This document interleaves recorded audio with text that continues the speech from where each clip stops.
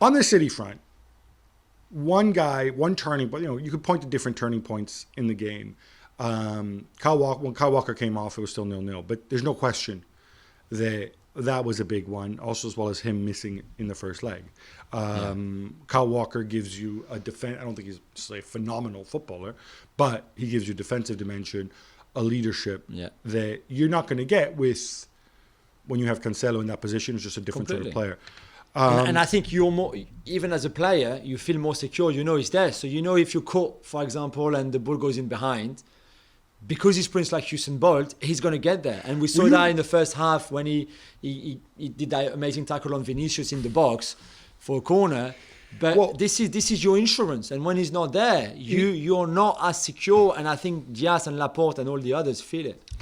It's funny because when Walker came off, I thought, all right, Vinicius, it's all you now, right? Yeah. You're up against Cancelo.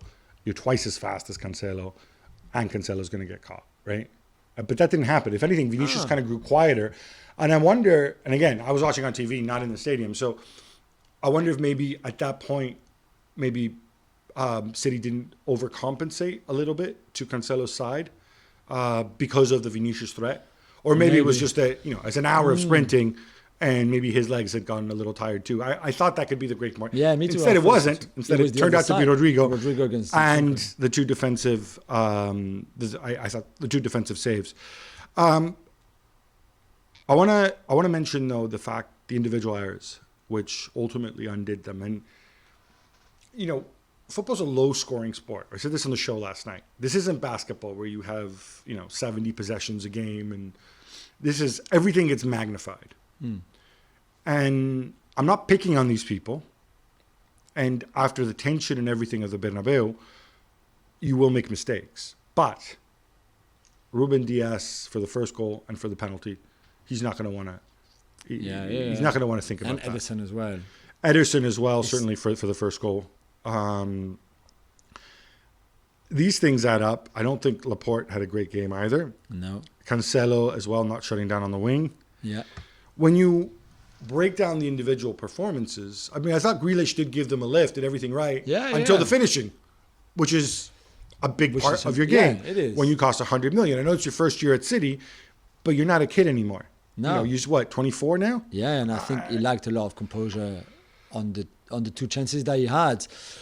But it's also, by the way, since we put so much stock into this and chance and happenstance, the Mendy goal line clearance, that could have just as easily come off of Phil Foden, who's standing right there, bounce off him and into the goal, right? Completely. So we need to recognize of course, that it is. This really is a game of slim margins. And when we're doing this, try to understand what happened, not to point blame and say this guy, that guy, right? Yeah, completely. It did feel at times that City were playing to control the game, and we're going to talk about Pep now, and to attack and to have the ball, but it was more to keep the ball almost and move the ball around more than actually trying to create something in attack. And I think at some point it almost looked like they were playing against nature in the sense that this is not what they do. Usually they attack and they attack and they try to add to their lead. Yeah, and instead they were just happy with the 0-0 first, then they scored a great goal.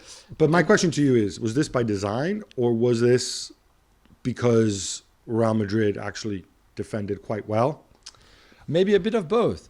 Or was it maybe also because some key players had poor game? Bernardo Silva was outstanding. I think he would have been my man of the match if City had gone through. But Kevin De Bruyne, who we know is playing, he's playing with painkillers every single week. The man is injured. He should not be playing football. Exactly. Right? He needs a big break. He had a quiet game. I thought Gabriel Jesus had a really rough game. Really poor game. And again, maybe did he get carried away with... And... we look at this and we evaluate it, and nobody's going to plead poverty or have any sympathy for Manchester City because of all the money they have. Yeah. But I think there is something to be said that after years of Pep Guardiola going out in semifinals, you said, 6 times in semifinals? 6 times, yeah. The most with add the Mourinho. final last year.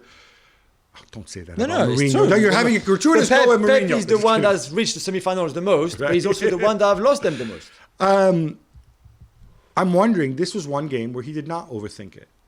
He played the best possible Yeah. lineup at the Yeah. start. Yeah. Well, Even- look, what about the recognized striker brigade that I love so much? Yeah, yeah. Hey, there's Gabriel Jesus. He's your recognized striker, and he scored a lot of goals recently, right? Even tricked us with Walker because we thought that Walker should not be fit, and instead he started him.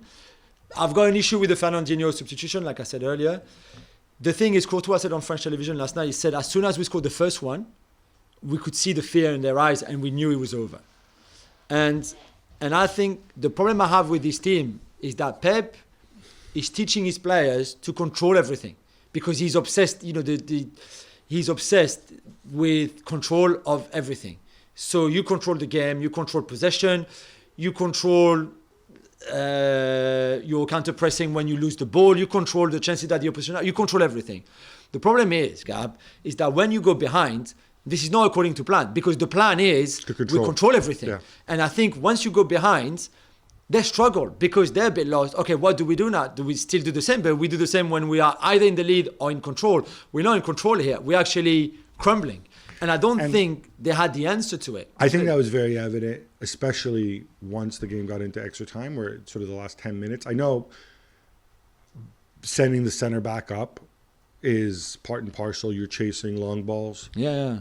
I also kind of feel you've got these players. This is not how you score goals normally. If this is a quick way to get a goal, sending your central defender up, you would be doing this in the first minute, right? Yeah. I thought let himself down a little bit there. Yeah. Doesn't change my view that Manchester City are one of the two best teams in the world. I think Manchester City are a better team than Real Madrid. And I don't think it means Pep is a fraud. It doesn't mean he bottles it. It doesn't mean any of these things. No, but I tell you, every time they were behind this season in the league or in the Champions League, against Spurs twice, against PSG in Paris, against Crystal Palace at Leipzig, those games... They don't get back into it. No.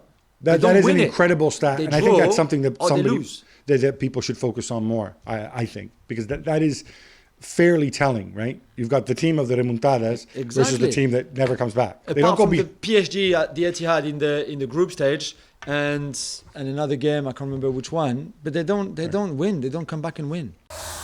Thanks so much for watching ESPN on YouTube. And for more sports highlights and analysis, be sure to download the ESPN app. And for premium content and live streaming, subscribe to ESPN Plus.